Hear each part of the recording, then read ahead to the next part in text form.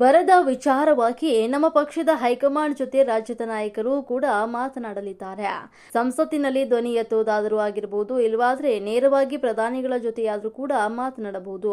ಆ ವಿಚಾರವನ್ನ ಎಐಸಿಸಿ ಅಧ್ಯಕ್ಷರಿಗೆ ಬಿಟ್ಟಿದ್ದೇವೆ. ಆದರೆ ಅವರಿಗೆ ಮನವರಿಕೆ ಮಾಡುವ ಕೆಲಸವನ್ನ ಮಾಡಲಿದ್ದೇವೆ.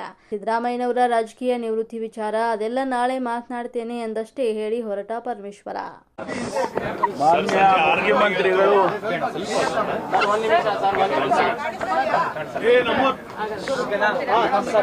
ಮಾನ್ಯ ಮುಖ್ಯಮಂತ್ರಿಗಳು ದೆಹಲಿಯಲ್ಲಿ ನಮ್ಮ ರಾಜ್ಯದ ಲೋಕಸಭಾ ಸದಸ್ಯರನ್ನ, ರಾಜ್ಯಸಭಾ ಸದಸ್ಯರನ್ನ ಇಂದು ಸಂಜೆ ಸಭೆ ಕರೆದಿದ್ದಾರೆ. ಉದ್ದೇಶ ಏನು ಅಂತ ಹೇಳಿದ್ರೆ, ರಾಜ್ಯದಲ್ಲಿ ಬರದ ಪರಿಸ್ಥಿತಿ ಬಹಳ ಗಂಭೀರವಾಗಿದೆ.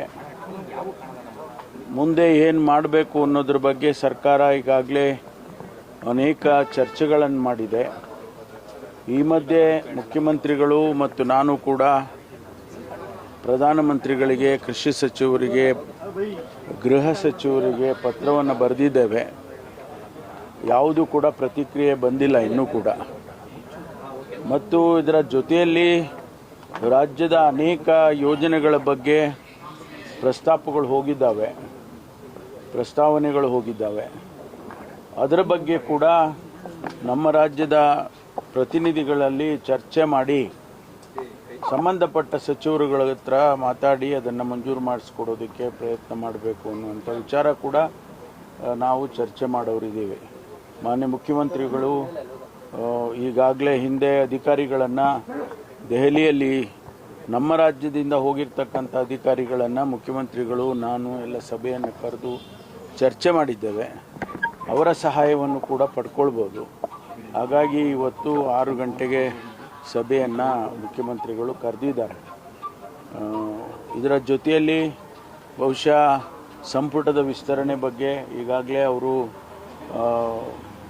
ಒಂದೆರಡು ರೌಂಡ್ಸ್ ಚರ್ಚೆ ಆಗಿದೆ ಹೈಕಮಾಂಡ್ನವ್ರ ಜೊತೆ. ಇವತ್ತು ಕೂಡ ಆಗ್ಬೋದು ಅಂತ ಅಂದ್ಕೊಳ್ತೇನೆ. ಒಂದು ವೇಳೆ ಅದಾದರೆ ಅನುಮತಿ ಸಿಕ್ಕಿದರೆ ಸಂಪುಟ ವಿಸ್ತರಣೆ ಕೂಡ ಆಗುವಂಥ ಸಾಧ್ಯತೆಗಳಿದ್ದಾವೆ. ಖರ್ಗೆ ಅವರು ಸಂಸತ್ನಲ್ಲಿ ಬರದ ವಿಚಾರವಾಗಿ ಧ್ವನಿ ಎತ್ತೋದಕ್ಕೆ ಮನವಿ ಏನಾದರೂ ಪಕ್ಷದಿಂದ ಆಗುತ್ತೆ ಸರ್ ಇವತ್ತು? ಅಲ್ಲ, ನಾವು ಪ್ರಯತ್ನ ಮಾಡ್ತೀವಿ. ನಾವೆಲ್ಲ ಅವರಿಗೆ ಮನವಿಯನ್ನು ಮಾಡ್ಕೊಳ್ತೀವಿ. ಸದನದಲ್ಲಿ ಆದರೂ ಪ್ರಸ್ತಾಪ ಮಾಡ್ಬೋದು, ಅಥವಾ ಪ್ರಧಾನಮಂತ್ರಿಗಳಿಗೆ, ಸಂಬಂಧಪಟ್ಟ ಸಚಿವರುಗಳಿಗೆ, ಗೃಹ ಸಚಿವರು, ಕೃಷಿ ಸಚಿವರು, ಅವ್ರ ಜೊತೆಯಲ್ಲಿ ಕೂಡ ಪ್ರತ್ಯೇಕವಾಗಿ ಅವರು ಮಾತಾಡ್ಬೋದು. ಒಟ್ಟಾರೆ ನಮಗೆ ರಾಜ್ಯಕ್ಕೆ ಒಂದಿಷ್ಟು ಸಹಾಯವನ್ನು ಮಾಡೋದಕ್ಕೆ ನಾವು ಅವರಿಗೆ ಪ್ರಸ್ತಾಪ ಮಾಡಬೇಕು ಅಂತೇಳಿ ಮನವಿಯನ್ನು ಮಾಡ್ತೇವೆ. ಅದೆಲ್ಲ ನಾಳೆ ಮಾತಾಡ್ತೀವಿ.